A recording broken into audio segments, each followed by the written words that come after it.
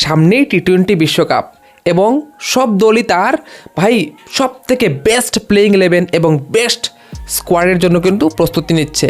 এবার প্রশ্ন হচ্ছে কি, আমরা যেহেতু ভারতের, তাহলে আমাদের ভারতের স্কোয়াডটা কী হতে পারে এবং আমাদের ভারতের প্লেইং 11টা কতটুকু শক্তিশালী হতে পারে এই টি-20 ওয়ার্ল্ড কাপের চ্যাম্পিয়নশিপটা ধরে রাখার জন্য। কারণ ধরে তো আমাদের রাখতেই হবে ভাই, এটা কেউ আজ অবধি করতে পারেনি, যেটা আমরা আমাদের ঘরের মাটিতে পুরোপুরি সুবর্ণ সুযোগ রয়েছে ধরে রাখার। এবার প্রশ্ন হচ্ছে গিয়ে, আমরা যে সাউথ আফ্রিকার বিপক্ষে যে টিমটা নামিয়েছি মাঠে, সেটা কতটুকু শক্তিশালী এবং সেটাই কি ফাইনাল প্লেইং 11 হতে চলেছে, নাকি তাতে কোনো চেঞ্জ আসতে পারে এবং 15 জন প্লেয়ারের মধ্যেও কি কোনো চেঞ্জ আসতে পারে, সেটা নিয়ে অবশ্যই কথা বলবো। যদি নাকি ইনজুরি না হয়, তার জন্য আমি বলছি। ইনজুরি হলে তো ভাই কিছু বলার নেই, তাই না? তো দেখো, গত ম্যাচে আমরা যে ভাই প্লেইং 11টা দেখেছি, যেখানে আমরা দেখেছি শুভমন গিল এবং সাথে আমাদের অভিষেক শর্মা ওপেনিং করেছে। আমার মনে হচ্ছে যেহেতু শুভমন গিল ভাইস ক্যাপ্টেন এবং শুভমন গিল ফিট থাকলে ভাই যতই আমরা বলি না কেন জেসপাল সেঞ্জু শুভমন গিলই ওপেনিং করবে অভিষেক শর্মার সঙ্গে, এটা আমার মনে হচ্ছে কনফার্ম। নাম্বার 3-এ তিলক বর্মা অথবা সূর্যকুমার যাদব, সেটাও কনফার্ম। নাম্বার 4-এ এরা দুজন থাকবে 3-4-এ, এটাও কনফার্ম। ঠিক আছে, তারপর আমরা দেখেছি গতদিন হার্দিক পান্ডিয়া, অক্ষর পটেল খেলেছে টিমে, জিতেশ শর্মা, ইয়েস সঞ্জু স্যামসং নয়, জিতেশ শর্মা খেলেছে ভাই এজ এ ফিনিশার হিসাবে, আমার মনে হচ্ছে সেটাই থাকবে। এবং স্পিনে আমরা দেখেছি অক্ষর পটেলের সাথে ভাই বরুণ চক্রবর্তী, কুলদীপ এবং বরুণের মধ্যে যে কোনো একজনই খেলবে এবং সেটা হবে বরুণ চক্রবর্তী।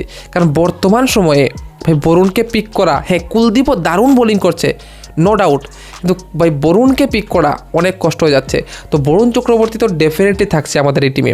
এবার প্রশ্ন হচ্ছে শিবম দুবে নাকি রিঙ্কু সিং। হ্যাঁ, রিঙ্কু সিং কিন্তু আমাদের স্কোয়াডে নেই। রিঙ্কু সিং কি চান্স পেতে পারে আমাদের এই স্কোয়াডে, সেটা হচ্ছে প্রশ্ন। এবং আমার মনে হচ্ছে ভাই গত টি-20 ওয়ার্ল্ড কাপেও কিন্তু সে চান্স পায়নি এবং এইবার টি-20 ওয়ার্ল্ড কাপে অ্যাটলিস্ট তাকে স্কোয়াডে রাখাটা আমার মনে হচ্ছে ভাই দরকার। ঠিক আছে, তোমাদের কী মতামত?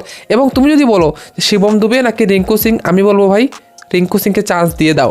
কিন্তু আমার মনে হচ্ছে টিম ম্যানেজমেন্ট যেহেতু 1-2টা ওভার শিবম দুবে থেকে বার করার জন্য তারা চেষ্টা করবে, সেহেতু তারা অবশ্যই শিবম দুবেকে আগে রাখবে এবং সেখানে শিবম দুবেই খেলবে। এবার আসি আমাদের বোলিংয়ে। হ্যাঁ, ফাস্ট বোলারে অবশ্যই জসপ্রীত বুমরা এবং অর্শদীপ সিং, সেখানে কোনো কথা হবে না, সাথে হার্দিক পান্ডিয়া। ও ভাই সাব, দারুণ কম্বিনেশন। গত ম্যাচের আমরা কিন্তু দেখেছি যে প্লেইং 11টা নামিয়েছে ভারত, তার মধ্যে বোলিংটা কিন্তু ভাই সেরা ছিল।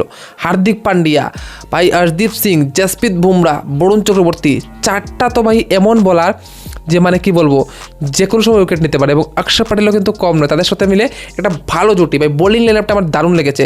শুধু ব্যাটিংয়ে শিবম দুবের জায়গায় যদি আমরা রিঙ্কু সিংকে দেখতে পেতাম এবং জেসপাল এবং অভিষেক শর্মা যে ওপেনিং করতে পারতো, ভাই এই টিমে আর কোনো মানে কি বলবো, একদম পারফেক্ট টিম। ঠিক আছে, হ্যাঁ আমরা বলতে পারি যে ভাই আমাদের যে শ্রেয়স আইয়ার নেই টিমে, কিন্তু কী করবো ভাই, তিলক বর্মা কিন্তু ভালো করেছে, এমন না যে তিলক বর্মা ভালো করেনি। হ্যাঁ, সঞ্জুর জন্যও বলতে পারি, হ্যাঁ জেসপাল অথবা সঞ্জু ওপেনিং করতে বলতাম যে ঠিক আছে। তারপরও ভাই যে টিমটা নামিয়েছে, আশা করি আমার সেই টিমটাই থাকবে আমাদের টি-20 ওয়ার্ল্ড কাপের জন্য এবং সেই টিমটাই আমার মনে হচ্ছে যথেষ্ট শক্তিশালী এবং যথেষ্ট ভাই মানে তাদের মধ্যে পাওয়ার রয়েছে এই চ্যাম্পিয়নশিপটা জেতার জন্য। তোমাদের কী মতামত অবশ্যই কমেন্ট করে বলে দেবে। এবং তোমাদের কী মতামত, জসপাল এবং রিঙ্কু সিং কি এই স্কোয়াডে জায়গা পাবে, তোমরা অবশ্যই কমেন্টে বলে দেবে। এবং হর্ষিত রানা কি ভাই পাবে চান্স নাকি পাবে না, সেটাও কমেন্টে বলে দেবে। ঠিক আছে, তো দেখা হচ্ছে তোমার সাথে অন্য একটা ভিডিও দেখার জন্য। Bye bye.